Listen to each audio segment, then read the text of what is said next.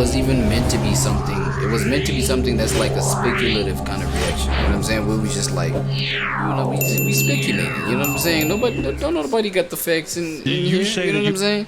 Nobody has the facts in this bitch. Live with it. Now, Curtis Jackson, right? Breaking down the hidden psychology that has developed Curtis Jackson, the psychological spectrum of 50 Cent, right? That boy, HFT, that boy shift. I don't know, you know what I'm saying? I don't know what else to tell you. So, without any further ado, Curtis Jackson, ladies and gentlemen.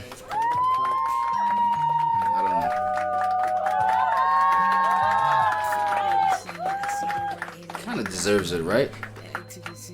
Maybe just until there. I don't know. But like his latest antics and his latest ways of just like being his latest version, the latest version of his character is kind of like questionable, right?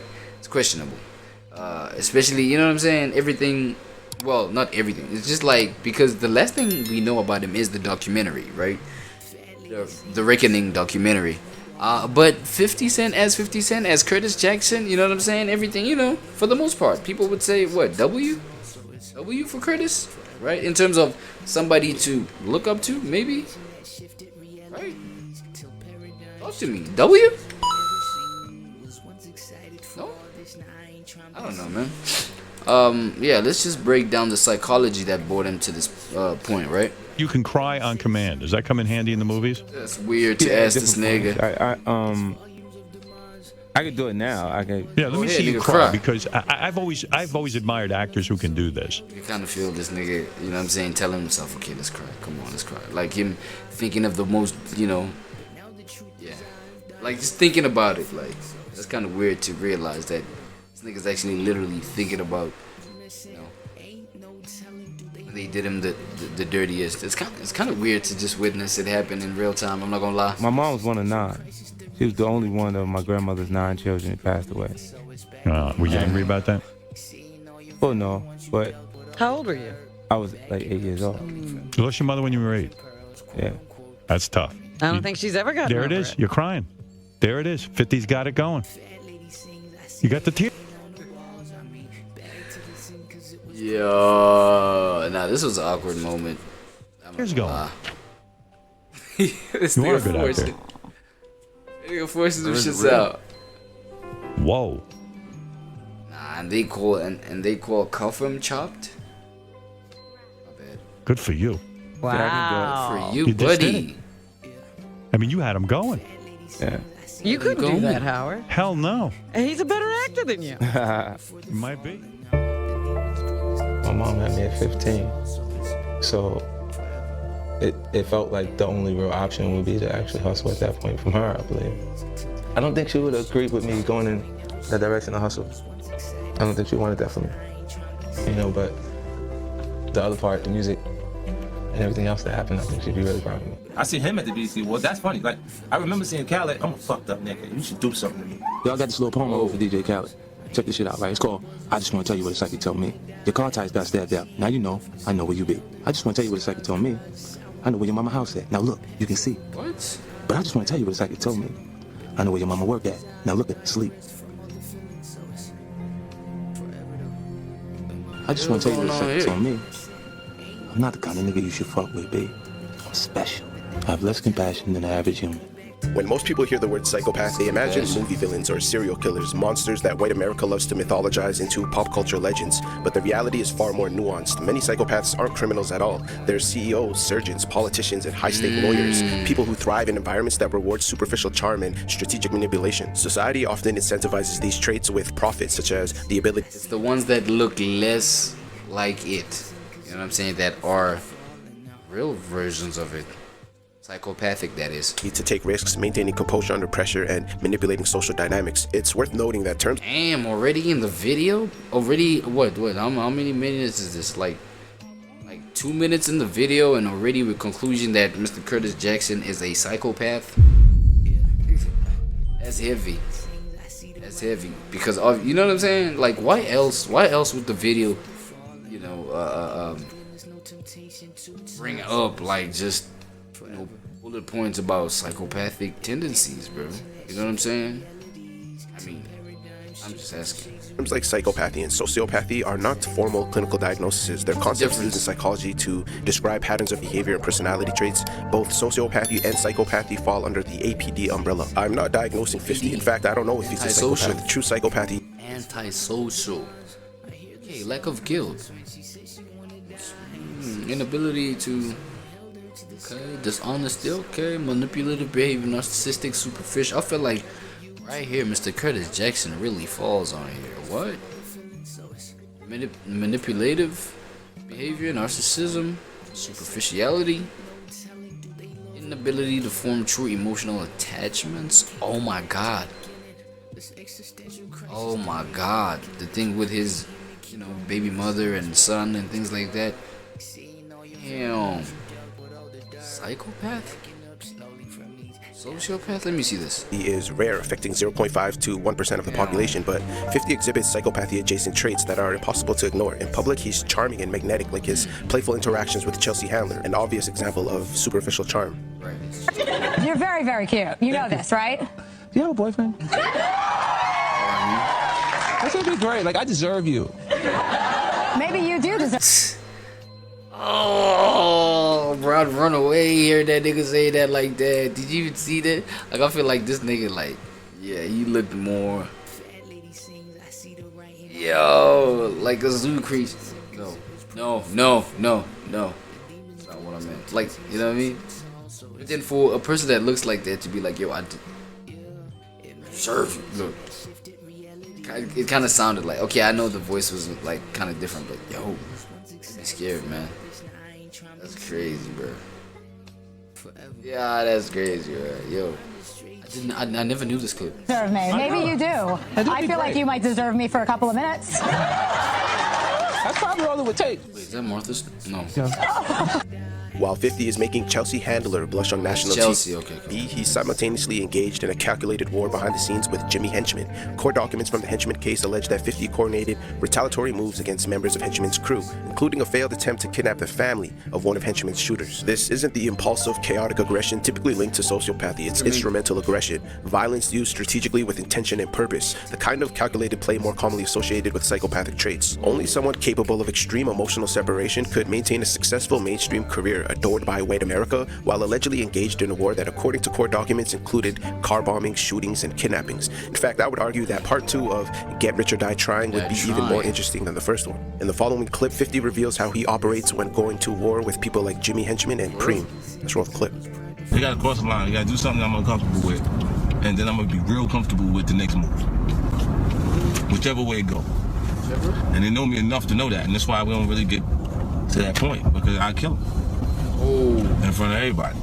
What? And they'll be saying, you think he did that? Yep. Bro, didn't we just like break down the psychology of like the girl that literally had to humiliate her ex's whole you know what I'm saying, tribal nation, tribal collective, instead of addressing her boyfriend himself? Why do you have to traumatize everybody else around you? You know what I'm saying? Just so that you could display the pain that you're really going through? What?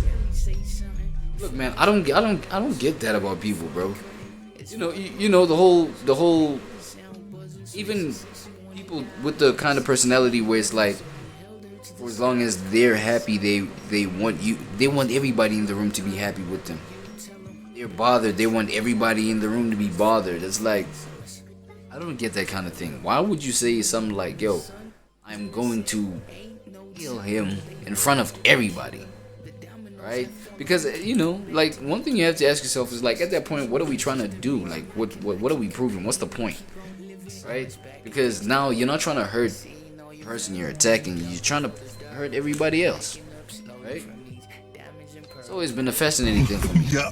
Should be feeling like a movie. Until the real shit happens. The movie don't never hurt like bullets. Don't never hurt like that. When you watch the movie, nigga always get up after they say cut. You don't get up, nigga.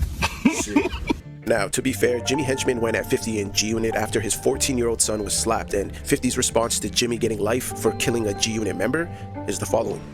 Let's roll a clip. Oh, Kill Llewellyn Fletcher. nigga did You know, that? one of the things that I did ask Brian McLeod to do was I asked him to bring Fletcher or Yayo to me. So took it upon himself and he killed Llewellyn Fletcher. What the hell? Here's the most important thing out of this whole thing. I'm not the murderer here. The murderer in this whole situation is home. All he had to do was point the finger at me, and he went home.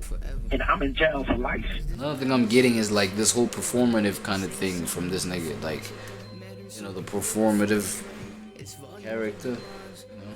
You know? Well, I hear it a lot these days. The whole thing of like, you know, certain people being performative and not being genuine and things like that. So the Curtis Jackson right here gives a lot of that. I'm not gonna lie. When I never hired him to I kill don't know anyone. about y'all, but like, that's So, how I see it. I'm not gonna cap it. you know, OG Jimmy the Rat. I'm glad the that rat. I'm happy. Damn. It's hopefully. This nigga been a troll, y'all know you that. I won't have to go back. Jimmy has been the worst kind of nigga ever. Like, that is a killer rat type nigga. Like, nigga do some shit and then runs to the police while you doing something bad. Nigga, go suck a nigga, man.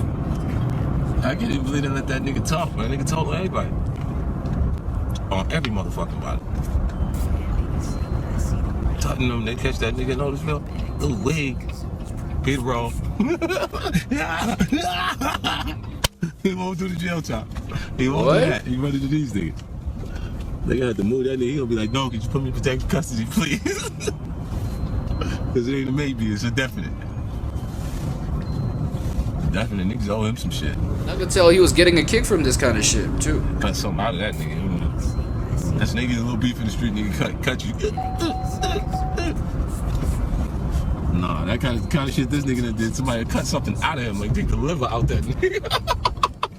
Guessing troll culture never dies from somebody. You know what I'm saying? It never goes away. I guess you die with it in you. Like, I guess. On the phone, I heard Ye smack the shit out of Kid. Look, the truth of the matter is 50 Cent demonstrates multiple traits commonly associated with psychopathy. A key characteristic of psychopathy is calculated intimidation. The infamous DJ Khaled poem illustrates this perfectly. He paired a taunting poem with a video showcasing DJ Khaled's mother asleep and surveillance-style footage of her work.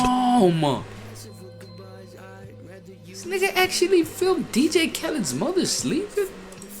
What was this, dog? That's mad, bro. So you telling me this guy went out of his way to go film an old lady just like sleeping? Just, I don't know, like she might have been out of it, right? Tired, you know, feeling a little woozy, whatever. Feeling a little sick, maybe drunk, I don't know. Just had fun, and then you film her?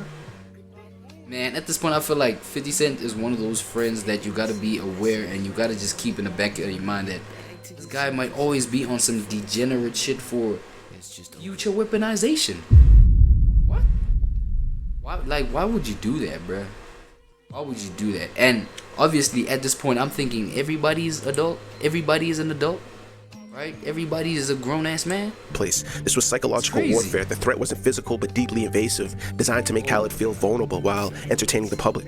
It really shows that 50 is deeply strategic in his messaging with an emotional detachment that allows for performance-based aggression. 50 also shows signs of strategic manipulation. For instance, his response to relieving rapper Gunplay of his MMG chain and putting it in a music video speaks to this idea.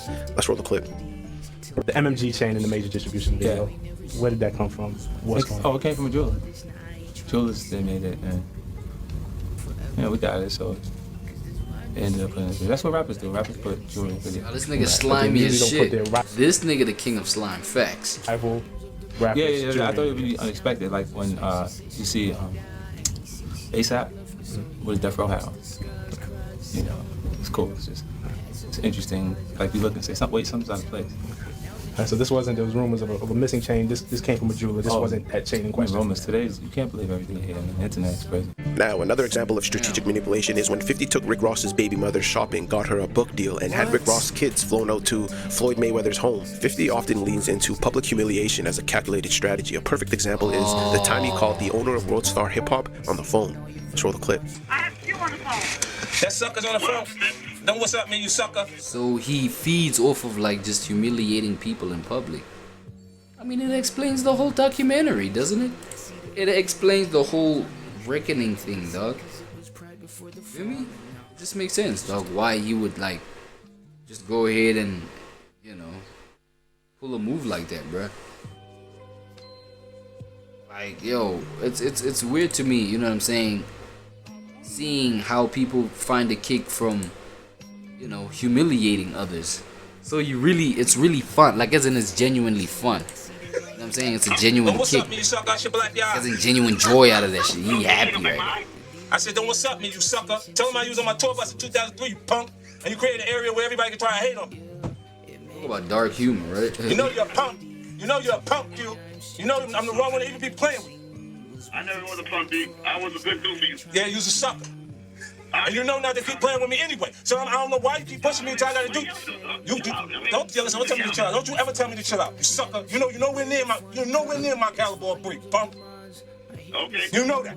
So fuck the Angie or anybody else there, and they'll be watching. They're watching on the channel 7. Watching. Sucker. You know how I Sucker. And what is probably the darkest What the hell was that about? allegations against 50 Cent is him getting his baby mother's house burned down with Molotov cocktails. Let's roll the clip. What happened? Mr. Jackson business. You do think so? Yes, I know so. Why do you say that? He threatened me on Monday. He did. He threatened me. Look, watch what I'll do. I'll have someone come kill you. He threatened me. He threatened me on Monday, and this is what he did. How long were you Watch me, I'll have someone come off you. two together? We were together for 13 years. The relation just ended over a year ago. He cannot accept that I have moved on with my life. He felt like he want to strip me of everything. And I didn't allow it. I fought back. And this is what he's trying to do. He tried to kill me and his own child. Why do you know that? He threatened me. He told me he would. He told me he would have someone come do something to me. He told me he would say, why? Yeah, you know that man Curtis, bro. He's like, he's one man that's not slow to telling you like what he's gonna do to you, bro. You know what I'm saying? He's never slow to tell you how he's gonna end you. That's a fact. You know what I'm saying?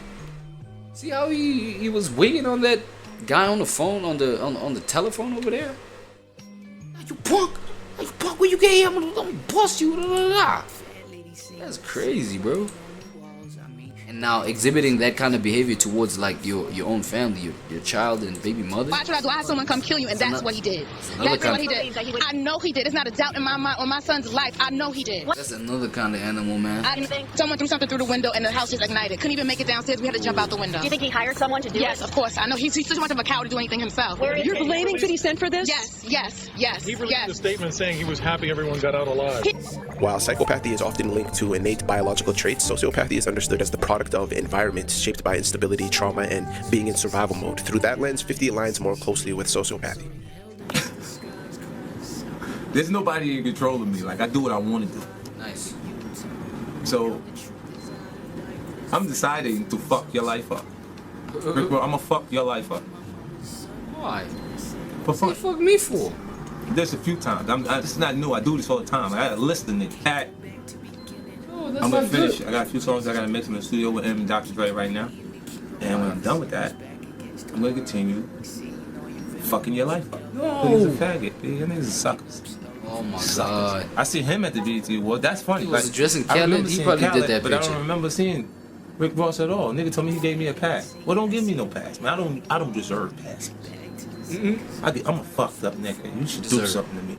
Losing his mother at just 8 years old, growing up in the harsh conditions of South Jamaica, Queens, and surviving multiple attempts on his life all contributed to a worldview engineered for survival above all else. This context also gives Get Rich or Die Trying its psychological weight. It's a trauma-born philosophy. It reflects a mind state where success isn't optional and the cost of failure is death. In that way, it illustrates a Got wigging on a fan or some shit? survival-based sociopathic outlook, emotional detachment from consequences, and a willingness to embrace extreme risk, even if fatal. What we often see with 50 is reactive aggression, a sign of sociopathy. For instance, 50 got his goons to relieve fashion designer Slowbucks of his chain. Just slap a fed dog, no reason, nigga. This guy's too, man, come on, 50? In front of 50,000 people. This was in response to Slowbucks taking a picture with 50's estranged son, where 50 wrote on the post that it was a bad idea taking the picture. Let's roll the clip. I bang bang you boogie your blood on my hoodie. You outside stunting with your jewelry, oh goody, it's easy, man. Believe me, man. When I'm hurting the jokes, that'll ease the pain. I'm the shittiest nigga, I cut the prettiest nigga from his ear to his chin. I don't care, we was friends. Yeah, I did it back then, and I'll do it again. I catch a flat Flashback when you jacking way to max 10. Now take that shit off. You know Proud of that. when you hear us saying it's a Queen's thing, man. Oh. Scuffle is going on in the background. This nigga perform. That's crazy, bro. That is so crazy, bro. This nigga doing his thing, bro. Like performing. Talk about hype, man, bro. What kind of hyping is this, dog? You feel what I'm saying? This guy is so dangerous, nigga. A scuffle is going on in the fucking background. He damn near killing a nigga, dog. This nigga performing throwing the water. I can't, bro. I can't with this nigga, bro. What? This guy is too dangerous, bro. You know what I mean? How the fuck are we hyping the crowd up doing that to another man in the background of the, you know what I'm saying, as the backdrop to your performance, bro. Not as traumatizing, for instance, in one interview, 50 became agitated when the interviewer said hypothetically he would sue 50 if 50 punched him in the face. His response was the following. Let's roll the clip. When I'm at the Price of Life, is that nigga putting like drugs inside of a sandwich? if I grew up at the Price of Life is cheap, so if you got the money, if you got the bag, it's gonna happen. When you drop it, it's a go. So tell me who is oh, you think I won't drop the bag? That's what you think? Nah, you know, if you punch somebody in the mouth, they like, yo. Why is he talking like that to the fucking host, nigga? I'm up. Like right now, if you punch me in my mouth, I'm up. I'm up. I'm gonna tell you right now, I'm all the way. Let me tell you, I'm all the way up. And guess what's gonna happen? Once you punch me in my mouth, I'm gonna get my man, Terrence, K.O. Lewis, I'm gonna get him to punch me in my mouth. Because then I wanna get double the money. But I'm gonna say you did all of it. No, because it ain't you can tell this nigga's like, he never begs down from any kind of like challenging statement. You understand what I'm saying? Whether that challenging statement is, you know what I mean, it comes with a little bit of humor behind it or serious, whatever. Hands don't back down from that. That's like, don't matter. Okay. Because I'm gonna take the same kind of money that you would get and get it to the owner. And go shoot you got. Couple times. Because they finally get a chance to run. Then you start feeling fun. All of a sudden, everybody don't remember nothing. Oh, that lawsuit. No, I don't want to do that. No, but wait. They shot me, then shot at the ambulance. Yeah, but wait. No, this ain't right. They go, no. Okay, so the case is. Yeah, look, let me ask you a question. How much you think it costs to kill somebody? Nowadays, couple stacks. 5,000. Yeah, couple stacks. What? Bro, look. All right, let me kind of jump into the moral of the story. Every table always turns, dog. You know what I'm saying? Every table always roll the clip. finds a way to turn. Man. And that's why I don't want to be a part of hip hop no more. This nigga actually literally dropped tears. I remember these niggas going through some sort of smoke. You know what I'm saying? When G-Unit was like separating and shit like that. Like this nigga and Game was literally going through specific turmoil that I remember to this day. I know I was a kid, man. I was jitty. You feel what I'm saying? I think it was like 7, 8, some shit like that. But like I remember that still. That's crazy. This nigga actually cried. This nigga, man. I don't know what's wrong with that nigga. The diss song towards him. Yeah, I don't know. Shit. Let him drive. Well, this is Southside, man. Nigga say let him fry, nigga. They ain't gonna change. Nah. Don't play too much of the song, man. You gonna get me hard.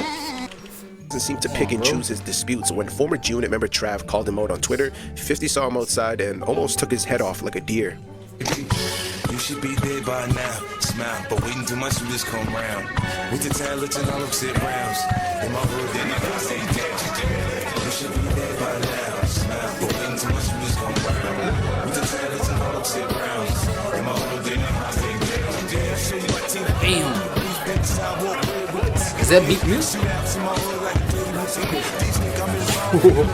When 50 responded to the Jay-Z elevator incident, he admits the differences in psychology between him and Jay. Let's roll the clip. You see the elevator? You saw the elevator? Oh, yeah. Oh, but I think Jay might got me with a little bit. He might got me with a little bit because he did move to the side. Like when she spit, yeah. He did move to the side. Like he did slipping and dodging all kind of little blows there. But you know, he did the right thing. Yeah, absolutely. But you have done the same. Hey, dog. Nah, but, I never knew this one. Probably under those circumstances. She's so small. Stop it. She's so small. You could have just. Nah, I would have did it once or twice. Chill. No, you wouldn't. I don't believe that. I don't believe that. Baby, I love you like America. Don't talk to me fly. But I promise if you do, bitch, I'll black your eye. In my previous video on Machiavellianism, I break down 3 rappers who embody it the most. Machiavellianism is a personality profile built on manipulation, emotional detachment, and calculated fearlessness. To me, 50 Cent, Jay-Z, and Tupac are the artists who weaponize Machiavellian tactics the most in their work. The psychology behind it all comes from Machiavelli's book, The Prince, essentially a manual on how to move in a room full of vultures. 50 follows this psychology so closely that he linked up with the modern-day Machiavelli, Robert Greene, the author of the 48 Laws of Power. Together, they created a follow-up, The 50th Law, a book entirely around one principle, absolute fearlessness. Let's roll the clip. So we met a couple years ago. Surprisingly or not, we got along. We had like an interesting rapport.